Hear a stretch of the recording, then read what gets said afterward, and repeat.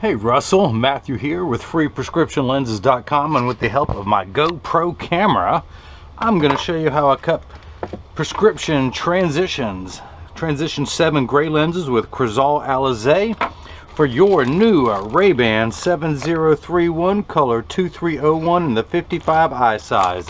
Let's take it out of the bag and see what we got.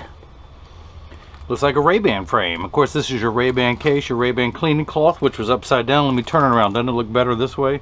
Okay, let me set all that down there. You're going to get all the manufacturer's original packaging. This is from the Light Ray collection. Of course, a little plastic sleeve on the temple with every Rayban frame to prevent the temples from rubbing together during shipping. Let me take that off. Of course, that's how you're going to receive it as. But this is your brown Light Ray frame. It comes in many colors, but that's this one, which is, again, it's too skinny for me to read. No, I can. It is the Rayban 7301. Of course, I can't see when it says close to me. Color 2301 in the 55 eye size. Man, getting old sucks. Okay, I'm going to take out your original demo lenses. Let me pop these out real quick. And of course, you're going to be getting all of this back, and I'm going to put your frame into the tracing element of my edger. Let me wake up my computer. There it is. Hit the trace button and then start. And hang on, I'm just trying to override some from the last one I did. You know, computers. Now let me hit that button. Okay, it's going to finally begin tracing the shape of your right lens before moving over and tracing the shape of the left. Watch the stylus go. Here at freeprescriptionlenses.com, where everyone loves a bargain and no one is disappointed with quality. You buy genuine, authentic Rayban frame, and you will receive free, clear, single vision prescription lenses or non-prescription fashion lenses. If you just want to rock a cool pair of Raybans, and you have vision insurance or flex dollars, well, my receipt has my federal ID tax number on it, so you will be reimbursed from your insurance company or flex account money that you have. Just a moment, your lens shape is going to pop up on the computer. Come on, pop up for me. Pop, pop. Wake up, wake up. There it is. And of course, that's the very magnified version. Let me minify down to actual size. And if I hold that up, that is the shape of your lens. I'm going to magnify it again and show you why. But let's go ahead and get your lenses prepped now that the frame is prepped. And let's see, your right eye is -3 1/4. This is 4 1/4, so that is your left eye. -3 1/4. So let me take it out of its protective sleeve. You have another little protective sleeve on top that protects the front of the lens during shipping, the curvature of it, so nothing rubs against it. I'm going to put the power drum on -3 1/4. Hopefully you can see that. Remind me to get a better light, would you? Okay, I'm going to put the lens in. I do not have to rotate it. I'm just going to find the optical center of the lens, and I'm going to put a dot in the center, just like that dot. And let me mark this one R for Russell. And let's go ahead and do your left lens. What did I do with it? Here it is. That reads -4 1/4 sphere. What do you know? -4 1/4 sphere. By the way, Transition Signature 7 gray. So take it out of its protective sleeve, pull off another little layer of protective coating, spin the axis wheel to -4 1/4. One tick mark past 4. We're at 4 1/4. Find the optical center, and let's put another red dot in the middle of this left lens. And I'm going to label this one L, which stands for not right, just like me. Let's go back down here and get your lenses ready to go. I'm going to take your Russell lens, the R, put it on top of this little platform. This holds everything in place. And I need to put in your pupillary distance, which is, whoa, don't go anywhere, which is 35 for your right eye, 34 for your left. That goes in this box, which automatically comes up 32.5. I'm going to hit this addition button until we get to 35. Let's go ahead and get your left lens ready. And it's at 32.5. I'm going to hit the button until we stop at 34. Let's go back to the right lens. And the reason I put that red dot on there, and hopefully you can see this. In fact, let me get my little shaky pen. And I'm going to put a white dot, even though it's hard. It's a little bit of white ink, but that red dot, now white dot, really shows up well, that dark spot there. Let me do the same thing for the not right lens. Somewhere there's a cap. There is a cap. Let me turn my mouse back over. And the blue square there is the geometric center of the frame. Your eye is just over just a little bit, so I'm going to put it right there in that crosshair. And this is a block. In fact, let me get one that is ready to go. This is a block. I need to attach this to your lens while it is cutting, so I need a double-sided adhesive sticker. And I've got one here. The bright green side is the sticky side. I'm going to stick one on there, set that there. Let's go ahead and get a second one ready since we're going to cut 2 lenses tonight. Hey, I might even cut 3. Who knows? I'm in a good mood. And so, this little silver button on the back is a magnet. I'm going to pull off this piece of paper to expose the second side of the double-sided sticker. It's bright green too.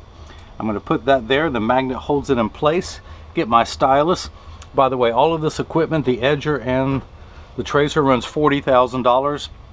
That's because this pen costs $30,999. The rest of this is just $1.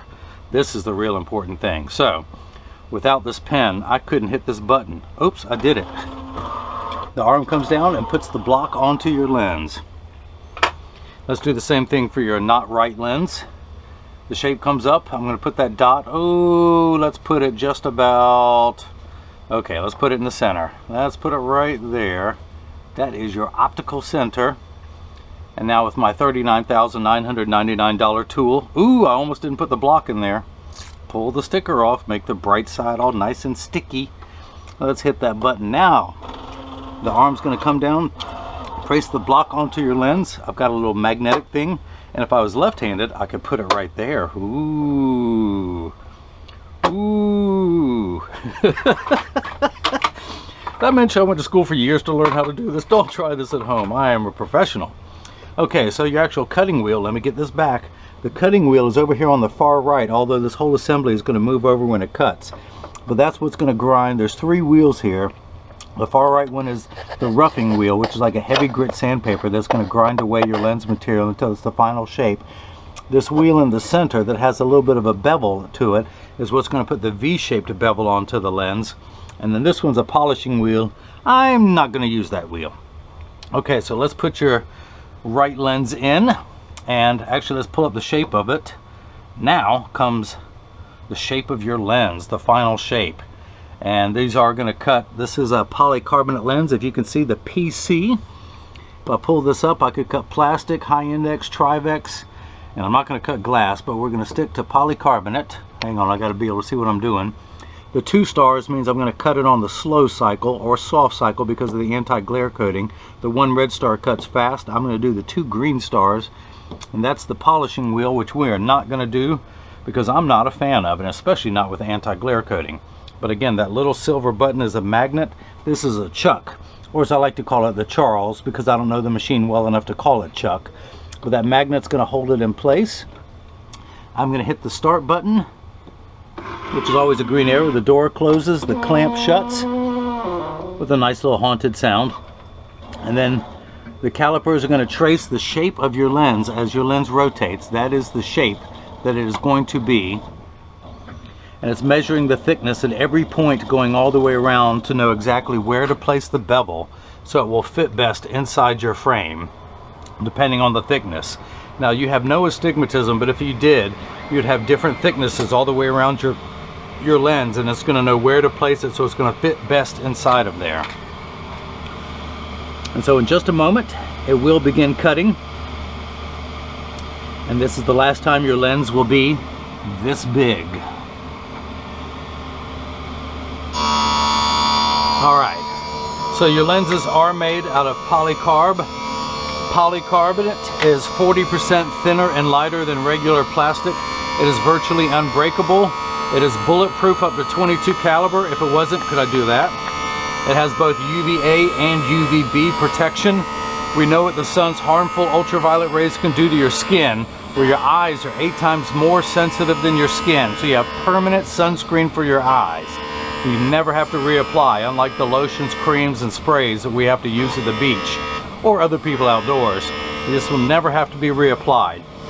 Not only is it 40% thinner and lighter than plastic, it is also an aspheric lens. That's what the, where is it? That's what the aspheric stands for. Aspheric simply means not round. A spherical lens is round in every direction like a basketball. These have a flatter curvature, so it's a thinner lens, plus it's flatter across the top. So it doesn't give you that ugly cosmetic fishbowl appearance. This is going to fit flat inside the frame and make everything look very, very nice. So now your lens is flat all the way around. It's the final shape, and it's just about to get the V bevel put on there so it will stay inside the bevel of the frame. Just a moment ago it was like a nickel. I could take it out and it would stand up on the counter, but now it's not going to. It's gonna have a hull just like a boat. I say that, but I have no idea what a hull of a boat is. But I rode on a hull of a boat once. Or was it a heck of a boat? It was something like that. It floated. It got me to where I needed to go. I took a ferry from Copenhagen, Denmark to Oslo, Norway. And what they called a ferry looked like a cruise ship to me. Okay, if you've noticed, there's water that has just begun spraying. How do you know? Because now you can't see anything anymore. It's like a car wash. But polycarbonate lenses cut dry where plastic and high index cut wet. This sprays for the last 20 seconds of the cutting cycle to wash away any optical debris, optical sawdust if you will, and now that arm that's coming into place is what's going to apply the safety bevel. So it now has the V-shaped bevel. The bottom of this is what's going to go into the frame, and it's going to smooth out, well, let's start with, it's going to smooth out the back surface first so there's no rough edges, and then it's going to move over and smooth out the front surface of the lens. So everything will be nice and smooth. And I'm not referring to the rap group back in the 90s, although this will be nice and smooth too.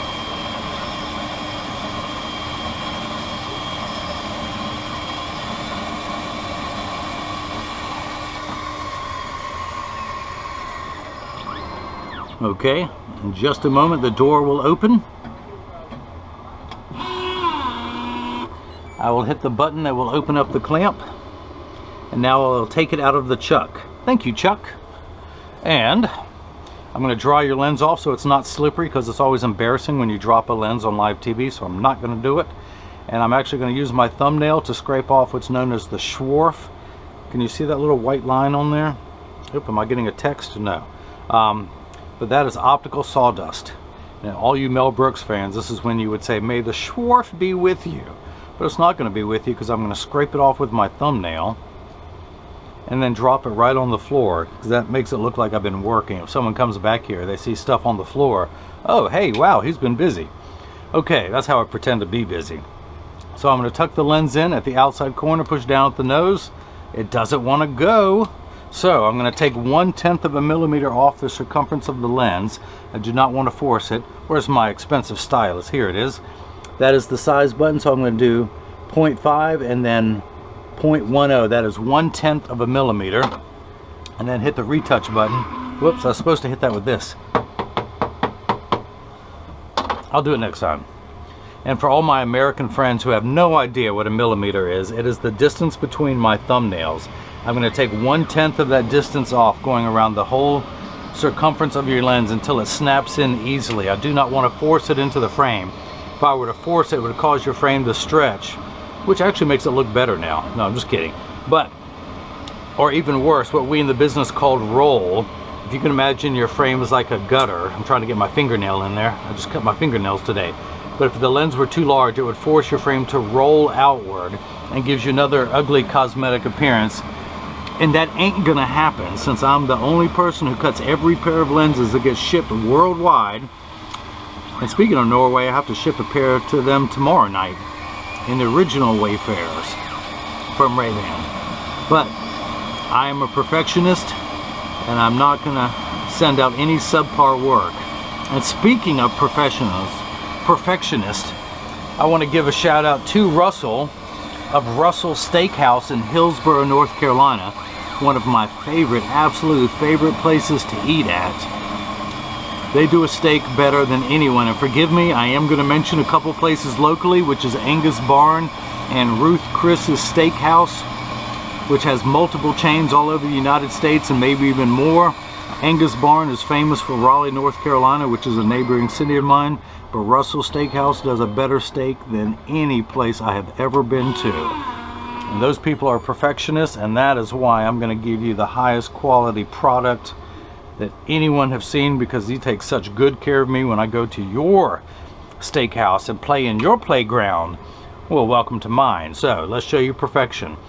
Again, I'm going to tuck the lens in at the outside corner, and then using my thumbs I press down. Now it snaps in easily without forcing it. So let's go ahead and start beginning to cut the not right lens. See how your lens minifies? You see the letters in the background? Yes, I said minify. That's not a real word, but it is the opposite of magnify. So magnifying makes things larger, your lenses makes things smaller, and I'll explain that in a little more detail in just a moment. So let's put the lens into the chuck, or as I like to call it, the Charlie. Let's hit the not right button. That is the shape. And let's hit the start button. The door closes, the clamp shuts. Calipers will come down, or the lens goes up, however you look at it. And it's now going to trace the shape of your left lens, going all the way around, measuring both the front surface and the rear surface at the same time to know exactly where to place the bevel so it fits best inside the frame, and so you have no edge thickness whatsoever. Even on your prescription in a larger frame, that is why you come to me for the highest quality of cosmetic appearance. And as soon as the left lens begins cutting, I will continue to work on the right. Sorry, I'm learning Spanish. I think that's how you say it. Right. So let's take this block off. It is no longer needed. Dry your lens a little bit more. I'm going to keep that red dot on there because I like the color. Now let's go and read the prescription. Again, as we mentioned earlier, your right eye reads -3 1/4. So I'm going to put it into my Marco 101 lensometer, and I'm going to read the power off of there. And of course, now is a good time for you to see how dusty the top of my Marco 101 lensometer is. There's some good dust right there. I'm just too busy working to clean it. So, and I'm reading -3 1/4. Hopefully you can see that. Where's my cell phone? Let's get some light on here. Let's get some light. I've got an app on here somewhere. Where's the flashlight? There it is. Let's turn on the flashlight, and we're reading -3 1/4. And I'll turn that off and save that for later. I need an app for my Samsung Gear watch too, so I got the flashlight shining on that. Now, -3 1/4, the unit of measurement we use in the optical world is called a diopter, spelled D-I-O-P-T-E-R, and it starts at 0, which we in the business refer to as plano. Everyone else calls it non-prescription. That's okay, I understand your technology, your terminology, but it goes up from there. 0.25, 0.50, 0.75, 1, it's always in quarter increments. So you need 13 steps of correction for your farsightedness. You are wonderful nearsighted. Without your glasses on, you could read this card perfectly. But you have trouble for far away, so you need 13 steps of correction to minify. Without your glasses on, things are actually much larger in real life than they appear. So you put your glasses on, it will minify down to the correct size. Now you need 13 steps of correction for your right eye. You need 17 steps of correction for your left eye. It's that much stronger. But that is your prescription. You have no astigmatism. It means your eye is completely round. It is spherical, unlike your lenses, which are aspheric. Astigmatism is what makes people squint. So now I know without your glasses on, you're going to insist that you still squint. That's because you're just a squinty guy. You grew up idolizing Clint Eastwood, and it's a good look for you. I gotta admit, squinting, it looks good. I can't pull it off myself. My eyes are too round. And I look angry when I do it. You're just a natural. What can I tell you, Russell? But again, that's wonderful about being young. You can hold something right here and closer. You could pick up an ant and see the hairs on an ant's leg, where that ship has sailed for me. I can't even see what's on my fork at your steakhouse without my glasses on. I couldn't tell you if my steak was rare or well done without my glasses on, no matter how close or how far away I get to it.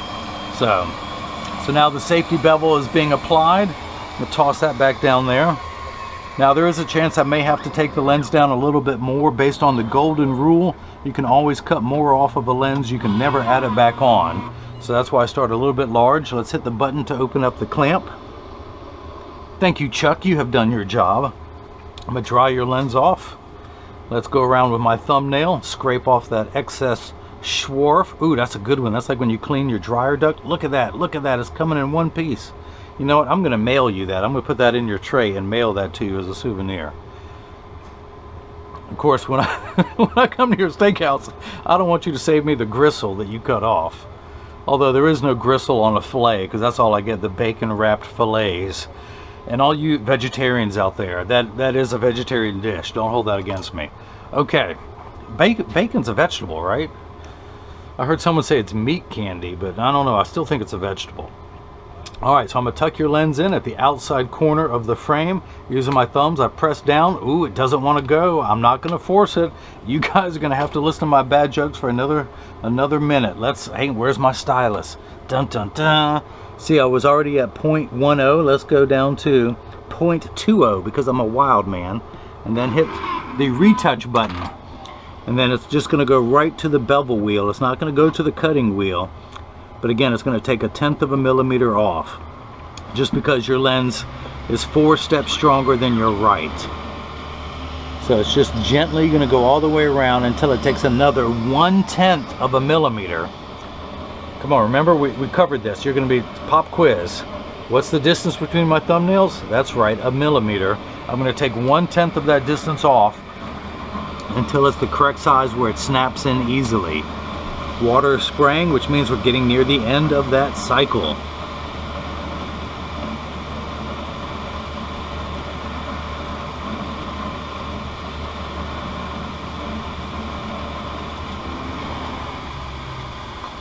So while I was doing that, let me rehash some things. The frame itself is $230. And of course you get free single vision prescription lenses. You paid the $50 upgrade to transitions, and then the $40 upgrade to Crizal anti-glare coating. And if you missed any of that, let me recap. Oh, I know that was bad, but hey, you're going to be using that one tomorrow. You know, I entered a pun contest one time, and to make sure that I would win first place, I submitted 10 puns, but sadly, no pun intended. Hello, is this thing on? Is this thing on? Remember, I'll be here all week. If you like me, tell your friends. If your friends like me, then get new friends. And remember to tip your waitresses and drive home safely. All right, let's hit that button, open this thing up. Do you have open mic night at your restaurant? And probably not, because of people like me you want to keep away.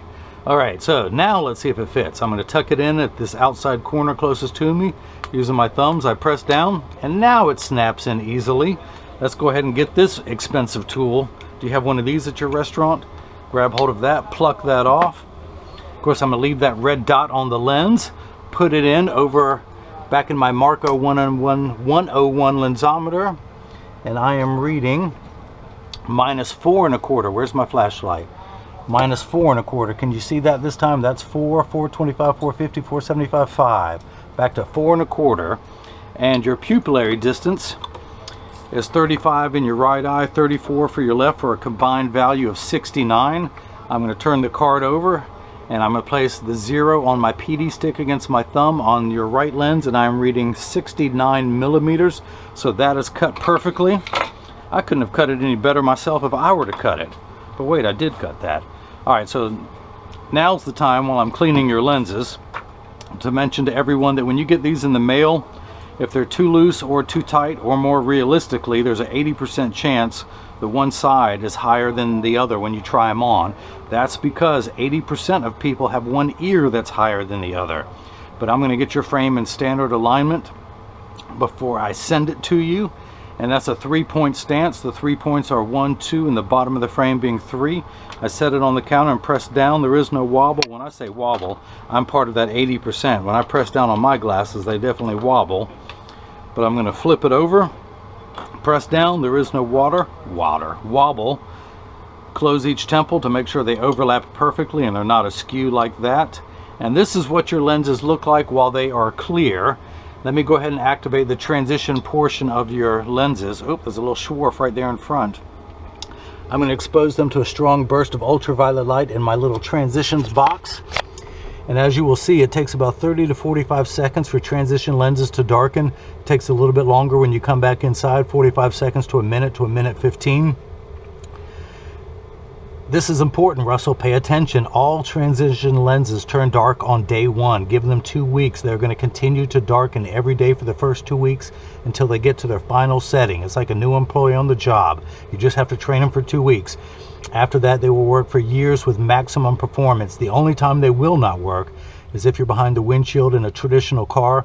Your windshield blocks all the sun's harmful ultraviolet rays so your upholstery doesn't rot, or your dashboard does not crack from sitting in the sun. That's why they don't turn dark in a car. But if you have a convertible or a motorcycle, yes, they will darken. Now, they are temperature sensitive. When it's 85 degrees and below, they will get darker than when it's 85 degrees and above. When it's over 100 degrees outside and you're miserable, your glasses are miserable, no one likes to work 100% when it's that hot outside. Now, you did get the and again, this is just the first time they darken. Don't you worry, Russell. Remember, we talked about this. Don't you remember we covered this? This is just the first time. They're going to keep getting darker. Whew, is it hot in here or is it just me? That's why they're not getting dark. But also you got the anti-glare coating, which I neglected to mention is wonderful for eliminating glare at driving at night, particularly driving at night in the rain. But from street lights, stoplights, computer screens, overhead, fluorescent lights, just like those. In fact, let me show you a lens without the anti-glare coating. Let me pull one out here that I have. It's also an anti-reflection lens. You can see how the light reflects off the lens in my hand but not off your lenses, so it makes for much better eye contact when someone's looking at you. They're not looking at their reflection in your glasses. Plus, the biggest reason people get it is when, not necessarily you, but other people, you know, the vain people. But when someone takes a picture with a flash, you won't see the flash lit up in their lens. You'll see just your eyes. And of course, the third feature that I like, the practical side, is it comes with the strongest scratch coating of any lens out there. It's a $1 million machine that it takes to apply that coating to your lens. And it takes 24 hours, and they actually vaporize 7 layers of that coating onto your lens, the front surface and the back surface, to eliminate glare. That's why they put the hardest scratch coating possible to protect the investment that they have made. So that's it. If anyone has any questions, just email me at freeprescriptionlenses@gmail.com. Russell, I really appreciate you getting your, what I do with the card, I can read it better from here. It is the Rayban 7031 color 2301, which is a brown in the 55 eye size. And hopefully everyone else has got the chance to see how I bring that love and feeling back to glasses. Thank you.